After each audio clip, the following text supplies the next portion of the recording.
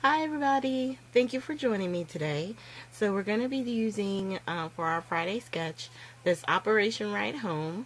It's sketch number 170, and all the sizes for each of the layers is on here, so you can always pause and get your dimensions.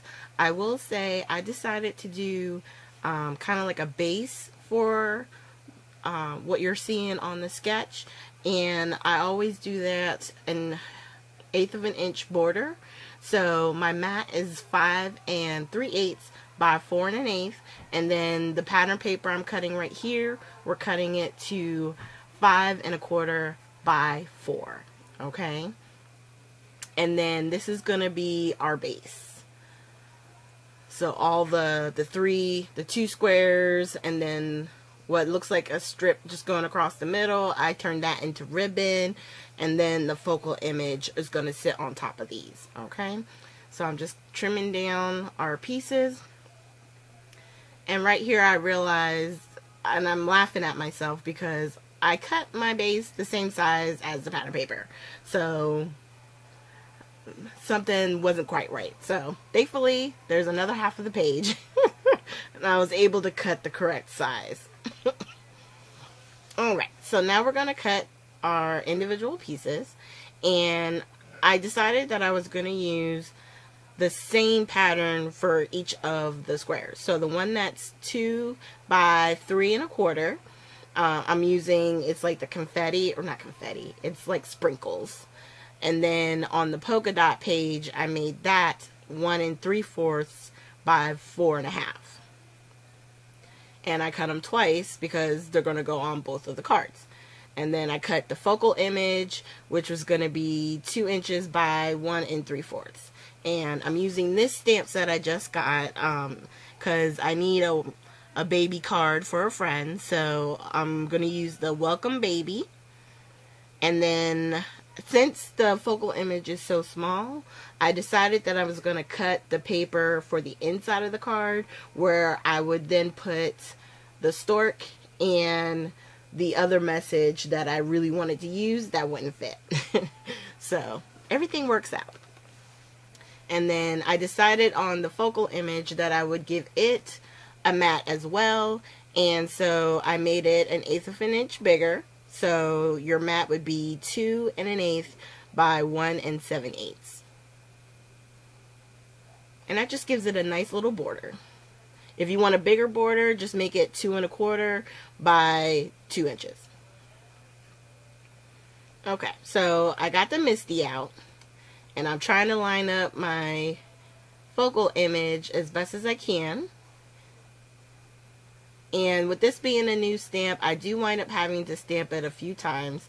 Once it gets, inked up and is used, it'll get better, but, it doesn't hurt. You're using the Misty. Stamp it twice, I say. Might as well. It's out, right? Now, the one thing I didn't do smart was, you'll see, when I go to put the paper into the Misty to stamp the inside of the card, I put it in a weird spot. And normally I try to put it in the corner, because obviously if you put it in the corner, you can remember exactly where to place the paper. Well, I put it in, set it up, and did not look to see where I put my paper edge.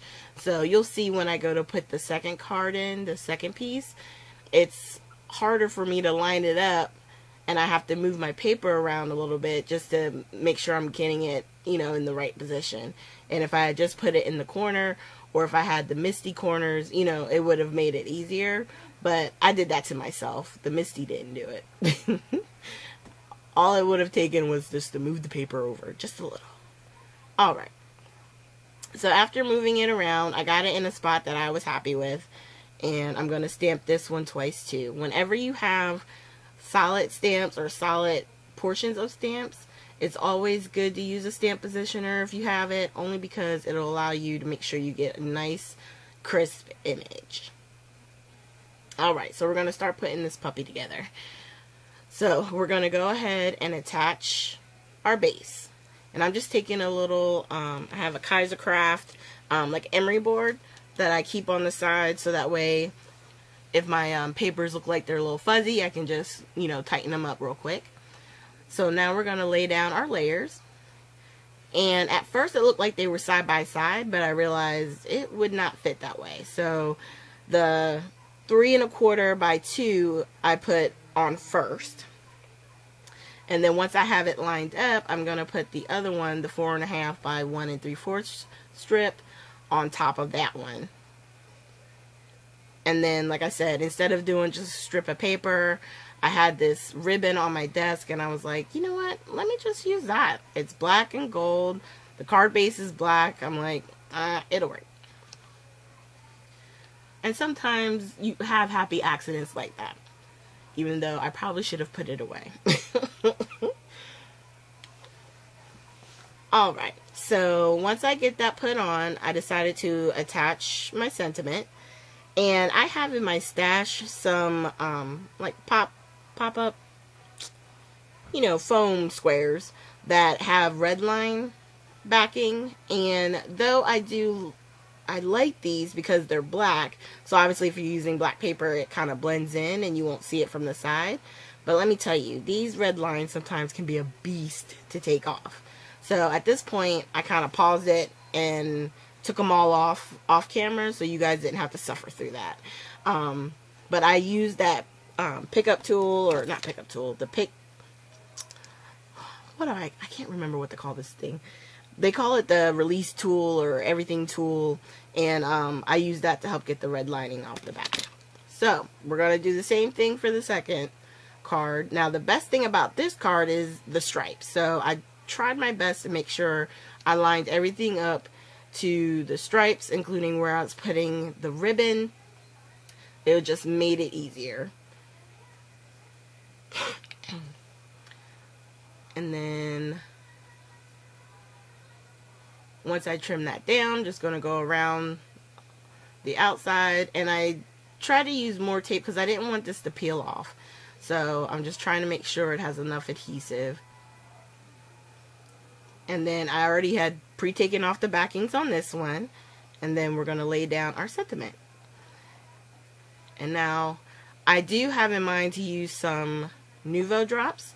So I wanted to put the inside sentiment in before I did the Nuvo drops. And on this card, I wound up using they're actually called crystal drops. And it's the ivory seashell. And I always try and test it first, because as I was doing my 3 little testers, it did have like an air bubble, so it was good to practice first to get that out. And on the pattern paper that was more busy, I did try to make the little pearls, if you want to say they're pearls, a little bit bigger so that they would stand out. And then you just have to let these sit for 24 hours, so that way you'll know they're completely dry. And I was just showing you once again the pattern paper that we used, which was the Doodlebug Cream and Sugar. Alright, so thank you guys so much for joining me. I will try and make sure I put the cuts down below in the more section. But like I said, if you just pause the video in the very beginning, you'll be able to see all the dimensions. That's why lately I've been really liking using the Operation Right Homes, because it's all right there for you. At the very end, I will have video links to previous sketch videos, and if you haven't subscribed, if you click on my photo, you can subscribe and also click the bell, and you'll receive alerts whenever I upload videos. Thank you guys, and have a great day.